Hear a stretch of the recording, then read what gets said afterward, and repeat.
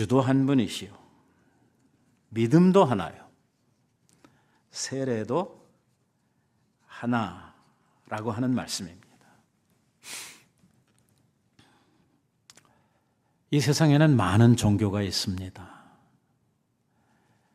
많은 사람들이 믿는 종교를 세계의 4대 종교 이렇게 가지고 나누기도 하지만 이런저런 미신까지 합치면 수십억이 되는 신들이 이 세상에 존재를 하고 있고 이러한 것들을 믿고 따르는 또 사람들이 있습니다. 이 종교를 갖는다는 것, 뭔가 신을 믿는다는 것이 초현실적인 사람의 힘으로 되지 않는 어떤 것을 신의 능력으로 해결을 하고 그 능력을 언제든지 믿는 자들이 원할 때는 가져다가 쓸 수 있는 이러한 것을 마음속에 가지는 것, 이걸 사람들은 종교생활이라고 말을 합니다. 그러니까 어떤 사람들은 생각하기를 종교를 갖는다는 것, 종교생활을 한다고 하는 것은 일단 비현실적이고 금방 전제를 한 대로 종교를 믿는다는 것은 초현실적인 어떤 힘을 빌려다 쓰는 거니까 그 자체가 비현실적이고 비상식적인 이런 것으로 이해를 하는 사람들이 또 있습니다. 그러니까 이런 사람들은 종교를 가지지 않겠죠. 이런 사람들은 자기 자신을 무신론자라고 이야기를 합니다. 자기들은 아무것도 안 믿는다. 신을 믿으려니 차라리 뭘 믿어라? 내 주먹을 믿어라. 이런 식으로 이제 이야기를 하시는 사람들도 있습니다.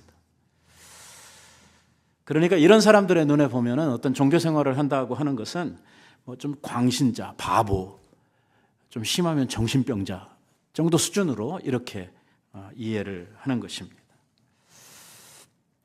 이 문제는 무신론자들이나 세상에서 미신 믿는 사람들, 이 사람들 이야기가 오늘 우리들이 생각해야 되는 주제가 아니고 오늘 교회에서 신앙생활을 한다고 하는 이 교회 안에 있는 성도들 가운데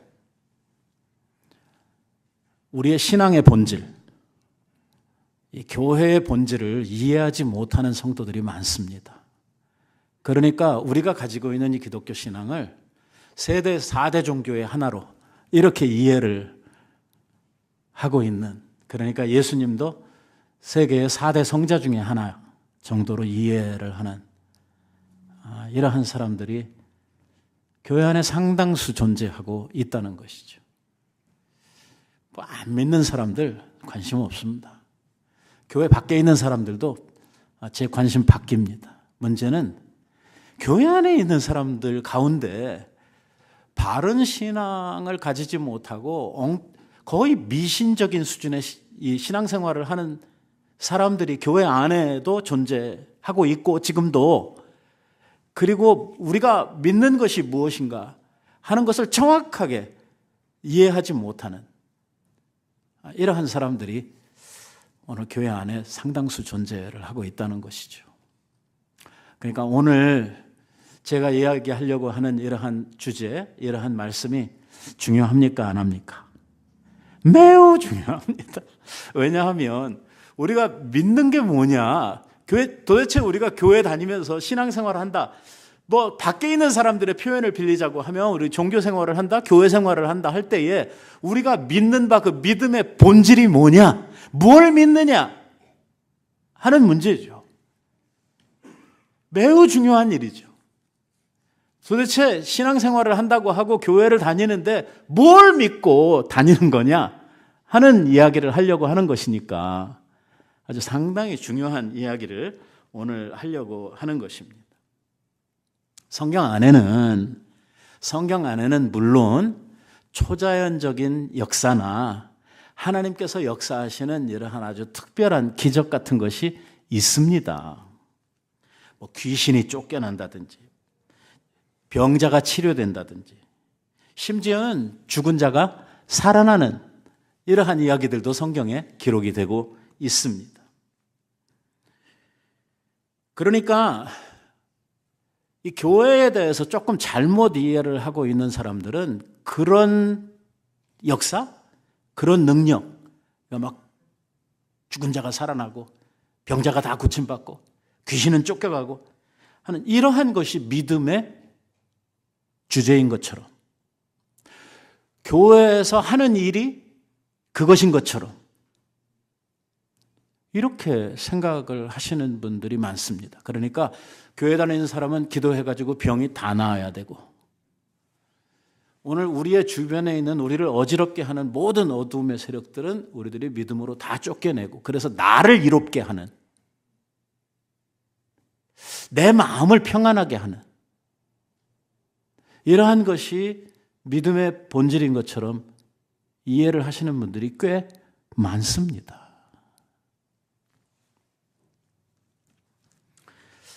우리가 성경을 보면 하나님의 말씀이 전파되는 곳에 병자들이 일어나고 귀신들이 쫓겨나고, 뭐 성령이 오심으로 인해서 더 강력한 역사들이 일어나고 있는 것을 우리들이 성경을 통해 보고 또 그러한 것들을 확인하고 있습니다만, 그것이 우리들이 믿는 것의 본질은 아닙니다.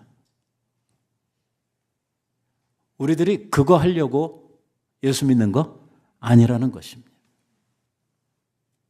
이 말을 조금 다른 쪽에서 설명을 하면, 귀신을 못 쫓겨내도 괜찮습니다. 내가 기도했는데 병이 다 낫지 않아도 괜찮아요. 그렇다고 해서 내 신앙생활이나 내 믿음에 어떤 문제가 있는 것으로 이렇게 생각할 필요 없습니다. 아니, 그렇게 생각하지 말아야 합니다. 실제로 우리가 선교 가가지고 귀신 들린 사람을 만났는데, 그 귀신 들린 사람을 앞에다 놓고 우리 교회, 우리 뭐 권사님들, 집사님들, 목사님들이 모여가지고 막 기도를 합니다. 귀신 쫓겨내려고. 안 나가요. 막 1시간가량 막 땀을 뻘뻘 흘려가면서 예수의 이름을 부르고 막 했는데도 귀신이 안 쫓겨나는 것입니다. 괜찮습니다. 그거 끝나고 나서 저한테 이거 해도 안 된다는 거예요. 내가 믿음이 약한가 보다. 내 믿음에 어떤 문제가 있는가 보다. 그래서 이게 안 쫓겨나는가 보다. 이렇게 생각을 하거든요. 그렇지 않습니다. 내 믿음의 본질하고 귀신 쫓겨나는 거하고는 별개의 문제입니다. 오늘 우리들이 하나님을 믿는다, 오늘 믿는 자로서 신앙생활을 한다 했을 때에 믿음의 주체, 믿음의 본질은 귀신 쫓겨내는 데 있지 않고 병 낫게 하는 데 있지 않습니다. 그것은 하나님께서 성도들에게 주시는 하나의 은사들입니다. 나에게 그런 은사가 꼭 있어야 할 필요는 없습니다. 그리고 그러한 은사가 내게 있다고 하면 상당히 피곤해집니다. 왜냐하면 하나님께서 어떤 은사를 우리들에게 주셨다고 하면 그것은 가지고 가만히 간직하고 있으라고 주신 게 아니고, 하나님께서 은사를 주셨을 때는 그 은사를 통해서 하나님의 일들을 하라고 주신 직임이거든요. 그러니까 그런 은사를 받게 되면 엄청 피곤해집니다. 세상의 방방곡곡을 다니면서 귀신들을 다 쫓아내야 돼요. 왜? 그런 은사를 받았으니까. 그런 것을 하지 못해도 괜찮습니다. 우리는요, 때때로 복음을 전할 때 복음이 가지고 있는 능력 때문에, 내가 받은 은사나 내 능력이 아니고 복음이 가지고 있는 능력 때문에 복음이 전해지는 그곳에 귀신들이 쫓겨나는 이러한 역사는 얼마든지 있을 수 있습니다. 하지만 그것과, 복음이 전달되는 그것과 내가 가지고 있는 믿음의 실체, 내가 가지고 있는 믿음의 본질과는 별개의 문제입니다. 내가 믿음이 충만하고 내 믿음이 상당히 성숙해 있다고 하더라도 귀신이 쫓겨나지 않을 수 있다는 것입니다. 서로 다른 이야기입니다. 오늘 우리들이 가지고 있는 이 신앙의 세계에 있어서 가장 중요한 것은 어떤 신비한 현상이나 밖으로 나타나는 이러한 어떤 기적 같은 그러한 것이 아니고, 오늘 믿음의 본질은 뭐냐면 예수 그리스도가 누구시며 내가 믿고 있는 그 예수께서 무슨 일을 하셨느냐. 오늘 예수 그리스도에 대해서 아는 일이 가장 중요한 일입니다. 오늘 믿음의 본질은 뭐냐면 예수 그리스도를 아는 것입니다.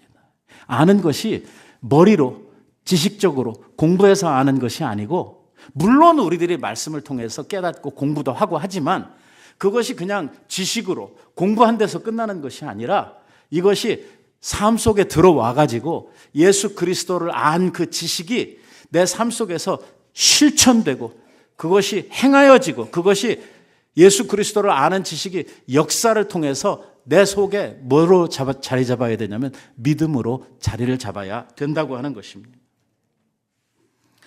만약에 우리가 그리스도를 제대로 알지 못하고 오늘 그리스도가 우리에게 주시고 있는 이러한 그리스도로 말미암는, 그리스도가 우리와 함께 계심으로 말미암아 생겨나는 이러한 은혜를 우리들이 제대로 누리지 못한다고 하면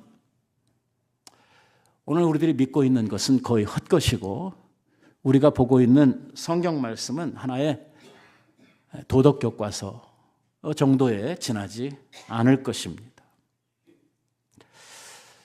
제가 지금요 에베소서 4장에 들어와 가지고 4장 4절, 4장 5절, 4장 6절 한 절씩 한 주 설교를 한 절 한 절을 제가 지금 나누어서 하고 있습니다. 이것은 오늘 우리가 나누고 있는 이 주제들이 이 교회에 있어서, 우리의 신앙에 있어서 매우 중요한 이러한 주제들이라고 하는 것입니다. 오늘 이것들을 놓치게 되면 오늘 우리의 신앙의 핵심들, 신앙의 본질들을 놓치게 되는 이러한 중요한 문제이기 때문에 우리가 이렇게 하나씩 강해를 하고 있는 것입니다. 4절에서는요, 교회는 몸과 같다. 몸에 붙어있는 지체들과 같다. 그래서 교회의 하나되심, 그리고 그 교회를 하나되게 하시는 성령의 역사에 대해서 우리들이 함께 말씀을 나누었습니다. 생각나십니까? 벌써 까먹으면 곤란합니다. 우리 몸 안에 이렇게 여러 지체가 있어서 우리의 몸을 움직이고 건강하게 하고 나를 능력 있게 내가 할 수 있는 이들을 앰플리파이 하는 것처럼 오늘 교회는 이런 모습으로 우리들 가운데 존재하고 있어야 된다는 것입니다. 나 한 사람 한 사람이 몸 안에 붙어있는 지체가 돼가지고 우리의 지체들을 통해서 이 몸이 함께 건강해지고 함께 활동력 있는 이러한 몸으로 존재해야 된다는 것이죠. 사람들을 가만히 살펴보면은요, 사람마다 가지고 있는 특징들이 다 있고 재능들이 다 있게 되죠. 어떤 사람은 다리가 무지 빨라가지고 다른 박질을 하면 다른 사람들보다 훨씬 더 빨리 뛰는 이러한 사람이 있죠. 어떤 사람은 다른 재능을 가지고 있어서, 어떤 음악적인 재능을 가지고 있어서 내가 하면 소리가 하나도 안 나는데 정말 이 바이올린이나 이런 것들을 가지고 아름다운 소리를 내서 사람들을 감동시키는 이런 재능이 있는 사람들이 있지 않습니까? 수많은 이러한 일들이, 재능을 가진 사람들이 있는 것처럼 교회 안에 있는 이러한 많은 지체들이 하나님께서 주신 이러한 재능들, 은사들, 아까 이야기했던 그 은사들, 그것과 믿는 것과는 별개의 문제지만, 그러나 그 은사들을 통해서 우리의 몸을 훨씬 더 재능 있는 이러한 몸으로 만들어갈 수 있다고 하는 것이죠. 그러나 중요한 것은 뭐냐면, 그럼에도 불구하고 이러한 지체들이 하나하나 존재하고 있음에도 불구하고 그 몸은 하나라고 하는 것입니다. 이 하나됨이 깨지게 되면 그것은 몸이 될 수 없는 것이죠. 이 팔이 뚝 떨어져 가지고 혼자 살 수 없는 것처럼 말입니다. 교회는 그런 존재다라고 이야기를 했고 5절에 와가지고 기독교 신앙의 특징이 뭐냐 하는 문제를 따로 제가 떼어서 이야기를 했습니다. 5절에서 우리들이 지금 이야기하려고 하는 것은 뭐냐면 우리가 믿고 있는 우리의 신앙의 체계는요, 어떤 공통된 진리를 믿는 데서 출발한다고 이야기하고 있지 않습니다. 그래서 오늘 우리가 읽은 말씀에는요, 진리도 하나요 이렇게 말하고 있지 않습니다. 오늘 우리가 읽은 말씀 가운데 보면 뭐라고 이야기하냐면 주도 하나요. 주는 누구입니까? 여기에 나오는 주는 누굴 두고 이야기하고 있습니까? 예수 그리스도를 두고 말씀하고 있습니다. 주라고 하는 말은 Lord, my 주인, Master 하는 말 아닙니까? 주인님 하는 것이죠. 내 주인은 하나밖에 없다는 것입니다. 그분은 바로 예수 그리스도시라는 거예요. 내 인생의 주인은 예수 그리스도 한 분밖에 없다고 고백을 하고 있는 것입니다. 오늘 신앙에 있어서 가장 중요한 것은 바로 거기로부터 출발한다는 것입니다. 내 인생의 주인이 예수 그리스도시라고 고백하는 거기에서부터 우리의 믿음은 출발을 하도록 되어져 있는 것입니다. 그리스도로부터 출발합니다. 이것이 우리가 믿는 신앙의 특징입니다. 우리가 함께 고백하고 있는 것은 예수 그리스도가 우리의 주가 되신다는 것입니다. 그것을 여러 가지 각도에서 이해를 하고 설명을 합니다. 예수 그리스도는 우리의 구주가 되십니다. 구주가 된다는 것은 우리를 구원하신 주인이시다라고 하는 말씀이죠. 우리의 삶을 인도하시는 주인이시다. 우리를 심판하시는 주인이시다. 우리는 예수 그리스도의 주되심이 우리의 신앙생활의 여러 영역에 걸쳐서 오늘 그분이 역사하고 우리들의 마스터가 되신다고 하는 것. 결국 우리의 인생을 다 마치고 난 후에 우리의 삶을 평가하고 우리의 삶을 심판하실 분도 누구예요? 예수 그리스도. 그 주인 되시는 그분이 하실 일이라고 고백을 하고 있는 것입니다. 성경은요, 이 사실을 성경 전체에 걸쳐서 우리들에게 설명을 하고 있는 것입니다. 간단하게 이야기를 하면 누구냐면 예수 그리스도는 누구시냐 하는 문제예요.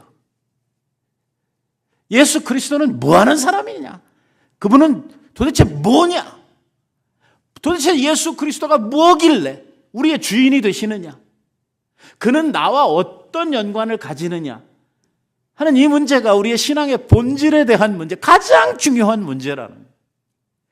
그리고 이분이 누구인지를 알아야 그 다음에 나하고 연관이 되든지 그분이 내가 믿든지 하든지 일단 그분에 대해서 알아야 될 거 아닙니까?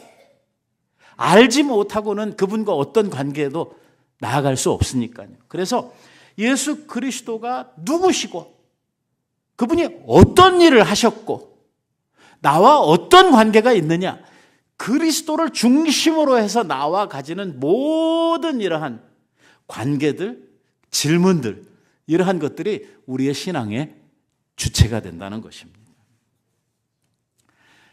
요한복음에 보면은요, 예수님께서 친히 이런 말씀을 하셔요. 영생은 영원한 생명, 다른 말로 바꾸면 구원, 우리들이 가지고 있는 이 생명, 하나님께서 주신 죽지 않는 이 영원한 생명은 곧 유일하신 참 하나님과 그의 보내신 자 예수 그리스도를 뭐라고요? 아는 것이라. 영생은 어디로부터 오느냐? 그리스도를 아는 데로부터 온다는 것입니다. 매우 중요한 구절 아닙니까? 우리가 결국 얻기 원하고 진력하고 있는 것이 영생을 얻기 원하고 영원한 생명 가운데 거하기를 원하는 것 아니겠습니까? 그런데 이 영생은 예수 그리스도를 아는 곳으로부터 출발한다고 가르치고 있는 것입니다. 예수님께서 수없이 이 세상에 오셔서 하신 말씀, 하신 질문이 이것입니다. 예수님께서 어떤 기적 같은 것을 이렇게 베푸셔요. 사람들을 깜짝깜짝 놀래킬 만한 이러한 일들을 하십니다. 하시고 나면은 그 다음에 꼭 하시는 질문이 뭐냐면 이런 일을 하시는 분이 누구시냐 하는 문제예요. 그러니까 풍랑이 치고 파도로 말미암아 죽을 수밖에 없을 만큼 그 파도로 고생하고 있는 제자들, 그들은 제자들 중에 반이 어부 출신 아니에요. 그리고 그 갈릴리 바다는 그들이 평생 살았던 그들의 삶의 어떤 나와바리 같은 이러한 곳인데, 풍랑으로 인해서 자기들이 배를 제어할 수 없을 만큼 생명을 내대야 되는 이러한 자리에 섰어요. 그러니까 자기들이 그거 전문가들 아닙니까? 어부들이고 배 움직이고 그 바다에서 평생을 살았는데, 자기들보다 더 그 바다를 조정하고 그 바다에서 배를 이끌어낼 수 있는 사람은, 이 사람들보다 더 잘할 수 있는 사람은 없어요. 그런데 그 상황에서 제자들이 죽을 수밖에 없을 정도로 풍랑에 몰려있는 이러한 상황에 예수님께서 갑자기 나타나시잖아요. 그것도 깜깜한 밤에 걸어서 물 위를. 다 제자들이 놀래가지고 유령이라고, 귀신이라고 놀래고 있는데, 걸어오시는 그 모습을 가만히 보니까 예수님이란 말이에요. 예수님께서 오셔서 말씀 한마디를 딱 듣네요. 풍랑을 향해서, 그 무서운 파도를 향해서 잠잠하라 라고 말씀하시니까 그렇게 벼락을 치듯이 놀던 파도가 잠잠해져. 그 다음에 딱 나오는 질문이 뭐냐면, 그는 누구시길래? 그는 누구시길래 바람도 순종하느냐 하는 질문을 하는 거예요. 도대체 그분은 누구시길래 말 한마디를 하면은 그 사람의 생명을 잡아먹을 듯 했던 이러한 파도도 잠잠해지느냐 하는 것이죠. 그분은 누구시냐 하는 질문이 나와요. 이거 한 다음에 꼭 예수님께서 무언가를 하시면요, 그 다음에 묻는 질문이 뭐냐면, 도대체 저분은 누구시길래 하는 질문이에요. 바다를 잠잠케, 풍랑을 향해서 명령하시는 그분은 누구냐면요, 창조주이신 하나님이셔요. 당신이 그 모든 것의 주인이시기 때문에, 창조주이시기 때문에 그 자기가 만든 피조세계에 대해서 명령하시면 그 만들어진 피조세계는 그분의 명령에 순종하는 것이죠. 그 사건을 통해서 가르치시고 그 사건을 통해서 알리시려고 하는 것이 뭐냐면, 내가 누구냐 하는 거예요. 나는 창조주, 너희의 하나님이다 하는 사실을 가르치는 거예요. 보리떡 5개와 물고기 2마리를 가지고 5,000명, 아니 그 장정들만 5,000이라고 그랬으니까 뭐 얼마쯤 해야 될까요? 애들, 노인네, 또 여자들, 이게 다 합치고 나면 얼마쯤 먹었을까요? 그건 여러분들이 상상하시면 돼요. 성경에 없는 거니까. 아무튼 장정들의 숫자만 헤아렸는데 5,000이 먹었대요. 그 애 하나 도시락 가지고 물고기 2마리하고 보리떡 5개를 가지고 나눠 먹었는데 5,000명이 먹었어요. 아주 배가 터지도록 먹고 남은 것이 12광주리에 남았다. 참 기적 같은 일이죠. 그 들판에서 그 많은 사람들이 먹을 음식을 어디서 구할 수도 없잖아요. 가만히 생각해 보면 이런 사건은요, 뭘 보여주냐면, 옛날 이스라엘 백성들이 광야에서 음식을 구할 곳이 없잖아요. 물도 구할 데가 없고, 이런 상황에서 장정들만 60만, 그러니까 20세에서 50세 사이에 싸울 수 있는 장정들의 숫자만 60만이니까 이게 나머지 다 계산하면 한 200만 정도 될 것 같은데, 이 사람들이 먹을 수 있는 음식 어디서 구해요? 어디서 사와요?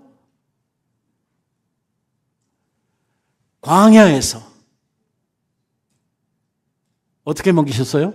하늘로서 만나를 내리셨어요. 지금 이 사건이 그 벳세다 들녘에서 보리떡 5개와 물고기 2마리를 통해서 재현되고 있잖아요. 사람들이 배불리 먹고 그 다음 날 예수님을 만나러 또 모였어요. 많은 사람들이. 그때 예수님을 찾아왔던 사람들이 물었던 굉장히 중요한 질문이 있어요. 옛날 선지자 모세는 40년 동안을 광야에서 이 이스라엘 백성들을 먹였는데 당신은 모세와 같은 이러한 선지자, 특별한 사람인 것 같은데 요 한 끼 가지고 되겠느냐? 조금 더 기적을 통해서 우리를 더 먹여야 된다는 것이죠. 예수님께서 뭐라고 말씀하시냐면 아니라는 거예요. 너희들에게 줄 떡은 더 이상 없다고 이야기를 하십니다. 백성들이 실망해가지고 다 떠났어요. 오늘도 뭔가 줄 줄 알았는데 아무것도 안 주고 안 줄 거니까 너희들 가려면 가라. 예수님께서 그러셨거든요. 그리고 예수님께서 떠나가는 많은 군중들을 보시면서 제자들에게 너희들도 가려느냐라고 물으셔요. 베드로가 영생의 말씀이 여기 있는데 우리가 어디를 가겠습니까? 라고 대답을 합니다. 이 베드로가요, 직관이 특별한 사람이에요. 이 복음서를 읽어보면 한 번씩 이야기하는데요, 기가 막힌 대답을 잘해요. 그 배움도 없는 사람이거든요. 그런데도 굉장히 중요한 대답들을 베드로가 퉁퉁 잘합니다. 그때 예수님께서 남아있는 제자들을 향해서 설명을 하십니다. 오늘 이 사건을 놓고 그냥 넘어가시지를 않고요, 자세하게 설명을 하셔요. 뭐라고 이야기를 하냐면 나는 하늘로부터 내려온 산떡이니 너희들이 나를 먹어야 살겠고. 오늘 그 보리떡 5개, 물고기 2마리를 나누어 준 그 사건은 보리떡 5개로 5,000명을 먹인 그것이 중요한 게 아니라 사람들이 생명의 떡인 나를 먹음으로 말미암아 살게 될 것이다. 그래서 예수님이 영생의 양식이 되신다는 것을 가르치는 거예요. 내가 누구냐 하는 사실을 가르치는 것입니다. 죽은 나사로를 살리시는 그 사건을 통해서 나는 부활이요 생명이니 하는 것을 가르치시는 거예요. 간음하다가 현장에서 잡혀가지고 죽을 그 여인을 살려주시고 그를 용서해 주신 주님께서 뭐라고 이야기를 하시냐면 내가 바로 죄를 사할 수 있는 권세를 가지신 하나님이다 하는 사실을 선포하는 거예요. 모든 사건들을 통해서 예수님께서 하시는 일은 내가 누구냐 하는 사실을 가르치시는 거예요. 계속 가르치셔요. 사건이 있을 때마다, 기적이 있을 때마다 어디에 가서 설교를 하시고 나서 계속 하시는 말씀은 뭐냐면 내가 누구냐 하는 사실을 가르치시는 거예요. 예수님께서 정말 이런 것들을 많이 가르치시는 가운데 사람들에게서 큰 오해를 사는 이러한 가르침이 있었어요. 그래서 사람들이 예수님의 설교를 듣고 너무 흥분을 해가지고 예수님을 막 죽이려고 그랬어요. 왜 예수님을 죽이려고 그랬냐면 예수님이 당신의 정체를, 당신이 누구신지를 좀 심하게 밝히셔서 그래요. 내가 누구냐? 내가 하나님이다. 내가 누구냐? 내가 하나님의 아들이다. 아들과 아버지는 하나다. 그걸 들은 이스라엘 백성들이 어떻게 생각을 하게 됐어요?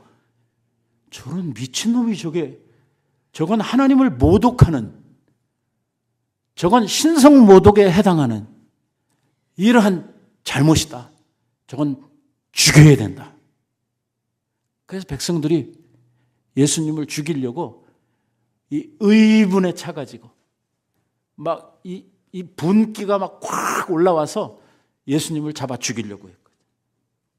예수님께서 그 가르침을 통해서 자신이 누구인가 하는 것을 밝혔기 때문에 자기에 대해서 가르쳤더니 백성들이 그 소리를 듣고 흥분을 한 거예요. 근데 듣긴 잘 들었나 봐요. 일단 들었으니까 흥분이라도 하잖아요. 사람들이 예수님께서 가르친 그 가르침, 예수님께서 당신이 누구신가 하는 것을 이야기한 것을 받아들일 수가 없었던 것이죠.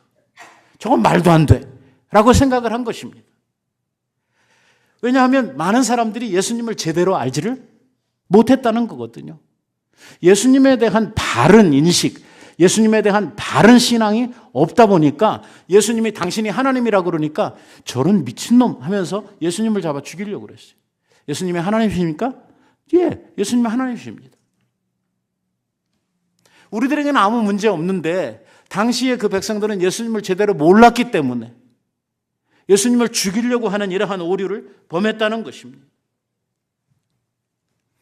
그도 그럴 수밖에 없는 것이 예수님과 함께 어렸을 때서부터 자란 사람들이 있을 거 아닙니까? 에? 나사렛에서 예수님 성장하는 과정을 같이 보면서 자란 사람들이 있을 거 아니에요? 같이 놀고 어느 날 갑자기 선지자 노릇을 하면서 이상한 짓을 하더니 나중에는 뭐라고 그러냐면 내가 하나님이다 이렇게 하니까 이게 받아들일 수가 없죠. 그 동네에서 같이 살던 어른들이 생각하면 저 요셉의 아들, 저 목수 아들이라 아버지 그 일할 때 옆에서 같이 돕던 목수 시다 정도에 해당하던 이러한 사람으로 그 남의 집 문짝이나 고쳐주고 식탁이나 이렇게 고쳐주던 이러한 사람으로 알았는데 갑자기 그가 내가 하나님이다 그러니까 받아들이기 쉽지 않았겠죠. 그래서 예수님을 죽이려고 하는 이러한 자리에까지 나아가게 된 것입니다. 놀랄 일이죠.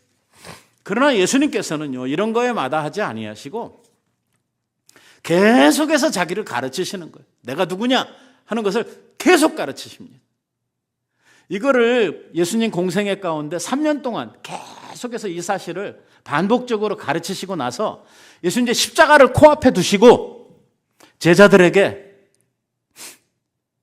그동안 열심히 가르치셨는데 제자들에게 제대로 나를 알았는지 제대로 배웠는지 이것을 알아보시려고 제자들에게 무슨 질문을 하냐면 이 질문을 합니다. 사람들이 나를 두고 뭐라고 하느냐? 나를 누구라고 하느냐라고 물었어요.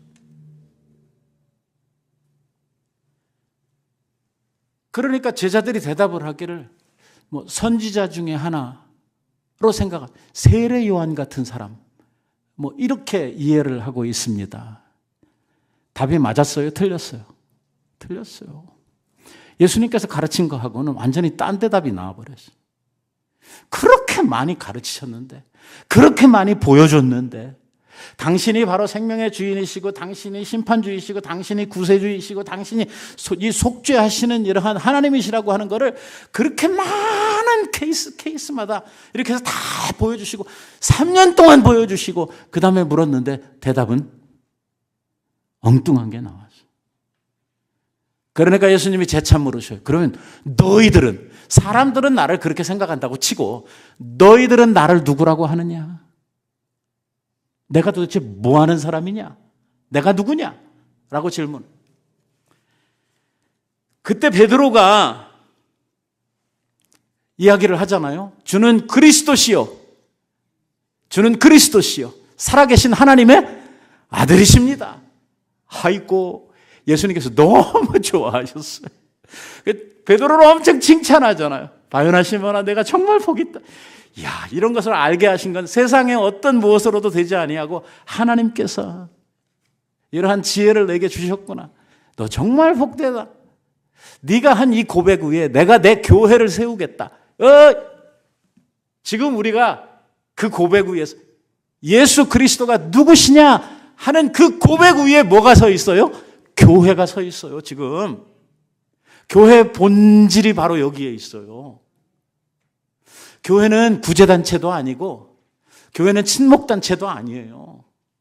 교회는 예수 그리스도를 토대로 하고 있는 하나님의 집이에요. 예수가 누구시냐 하는 것을 아는 것이 곧 무엇으로 직결되냐면 영생으로 직결되고요. 바로 그것이 예수 그리스도가 누구냐 하는 것을 아는 그 토대 위에 뭐가 서냐면 교회가 서는 거예요. 얼마나 중요합니까?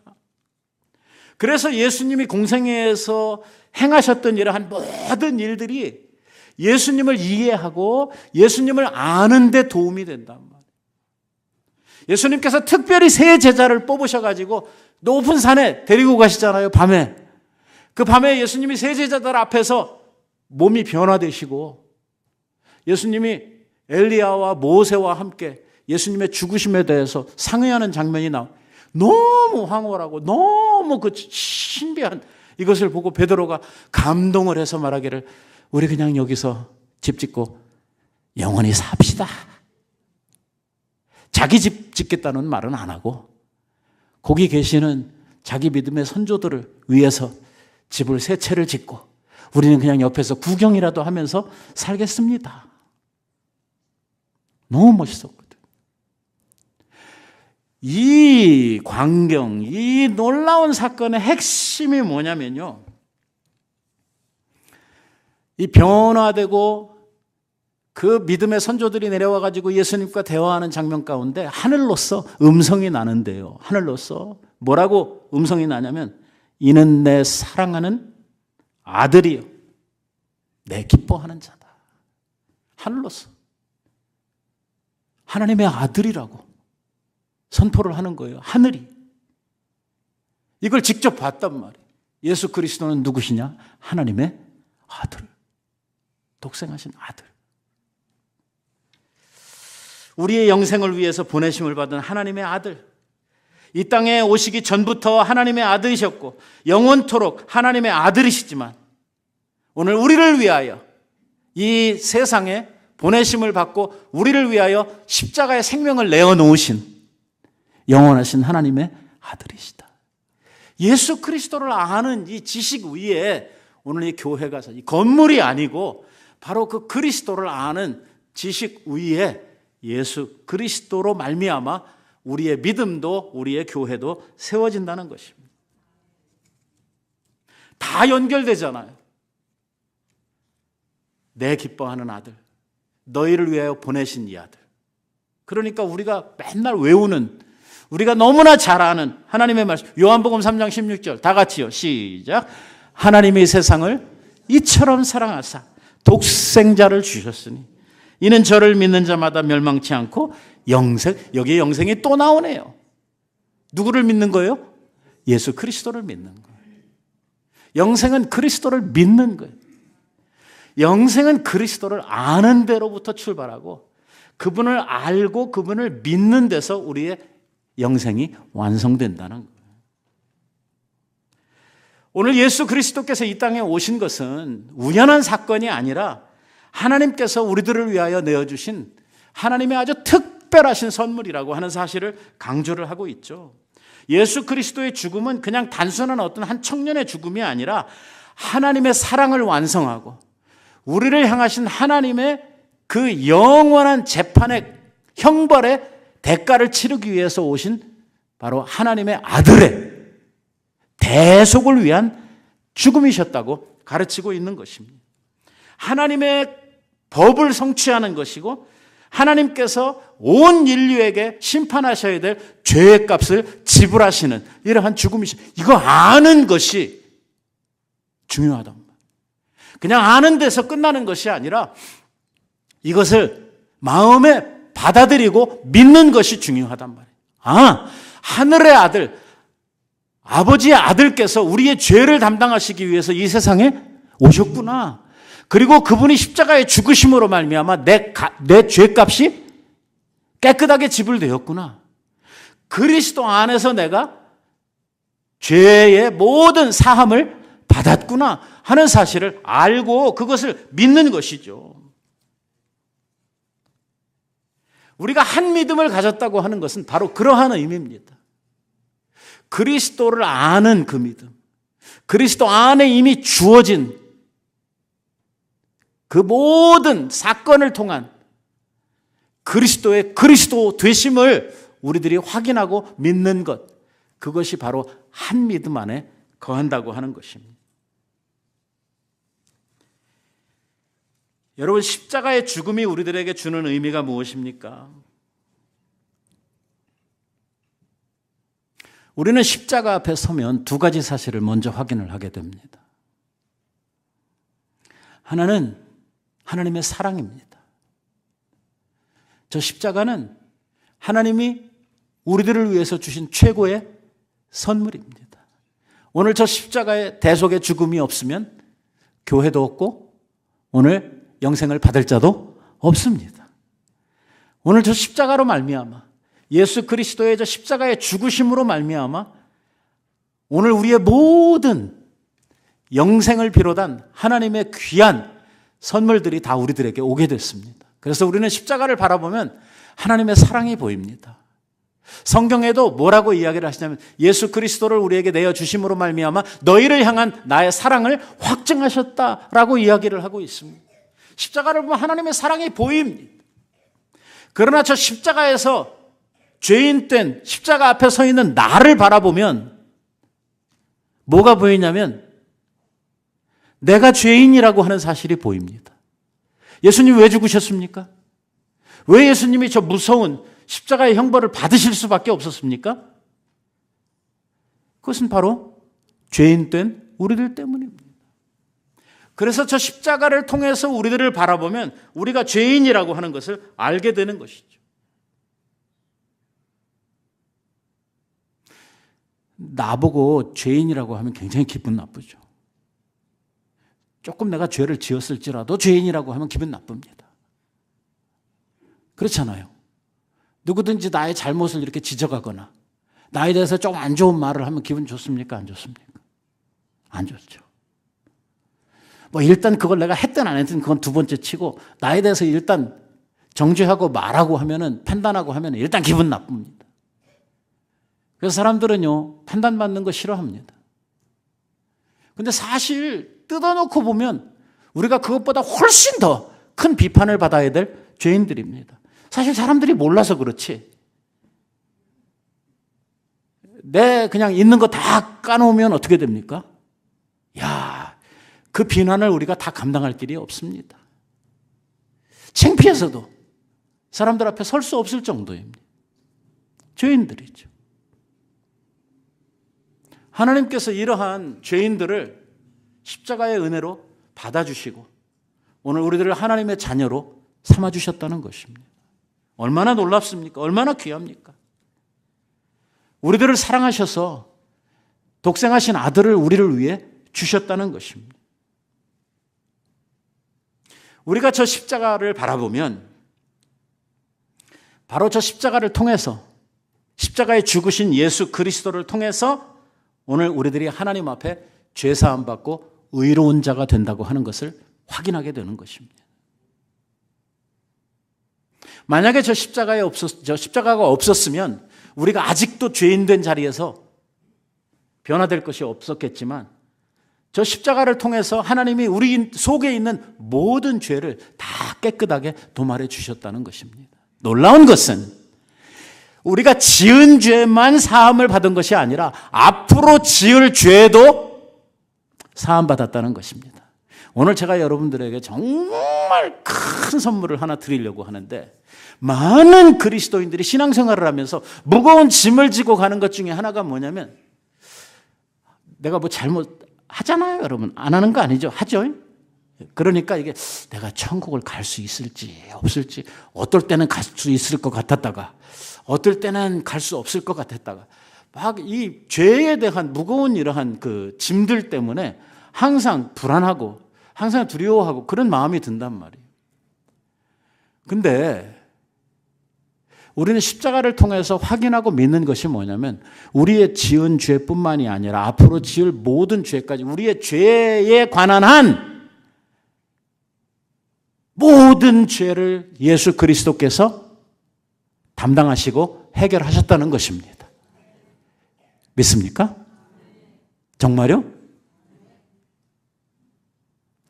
그럼 우리는 그리스도 안에서 자유를 누려야 되거든요. 우리가 앞으로도 뭐 일부러 죄를 짓는 건 아니지만 앞으로도 우리들이 실수하고 우리가 죄를 얼마든지 지을 수 있습니다. 하지만 그 모든 죄들은 그리스도 안에서 다 사함 받았습니다. 제가 여러분들에게 드릴 오늘 큰 선물은 뭐냐면 이 다음에 우리가 죽어서 주님의 심판대 앞에 설 때에 너는 무식해 어떻게 살았니? 그동안 네가 무슨 죄 짓고 무슨 이런 일은 우리 앞에 없다는 것입니다. 주님의 심판이라고 하는 그 심판은 우리에게 있어서 죄 너 뭐 지었니? 뭐 하나씩 한번 따져보자 이런 심판이 아닙니다. 우리의 죄는 다 이미 해결받았습니다. 우리는 이미 죄의 형벌로부터 자유로워지고 우리의 생명이 이미 생명으로 옮겼습니다. 우리가 받을 심판은 하나님께서 우리들에게 주신 복음의 명령, 우리 Great Commission이라고 하는 대사명이라고 하는 뭐예요? 온 열방을 향해서 예수 그리스도를 증거하고 사람들을 제자 삼는 이 일을 얼마나 열심히 했느냐에 대한 심판을 우리들이 하나님 앞에 받게 될 것입니다. 너 죄 얼마나 졌니? 한번 따져보자. 이거 없어요. 그러니까 그런 것들을 가지고 두려워할 필요 없습니다. 그거요 좀 심해지면 여호와의 증인 됩니다. 여호와의 증인을 창설한 찰스 러셀이라고 하는 창시자가 왜 여호와의 증인을 시작을 하게 됐냐면 이 성경 공부를 하다가 지옥과 천국에 대한 그리고 지옥은 죄 지은 자들이 가도록 하나님께서 만들어 놓은 이러한 하나님의 형벌의 장소라고 하는 것을 알게 되고요. 이 지옥에 대한 아주 큰 두려움이 이 러셀의 마음을 사로잡게 된 거예요. 막 고민을 하고요. 막 불면증에 시달리고 이러다가 성경 공부를 하는 가운데 자기에게 고백을 해요. 나 이거 미치겠다. 나 죽겠다. 나 이게 이 지옥에 대한 두려움 때문에 요즘 자기는 밥도 못 먹고 이 잠도 못 잔다. 그런 이야기를 하니까 그 옆에 있는 친구가 아주 기가 막힌 답을 하나를 줬어요. 뭐라 그랬냐면 야, 왜 그런 거 가지고 고민해? 지옥이 없다고 생각하면 되잖아.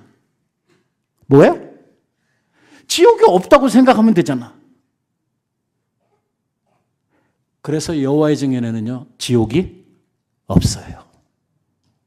저희들이 만든 거거든요. 없긴 왜 없어요? 성경은 있다고 이야기를 하는데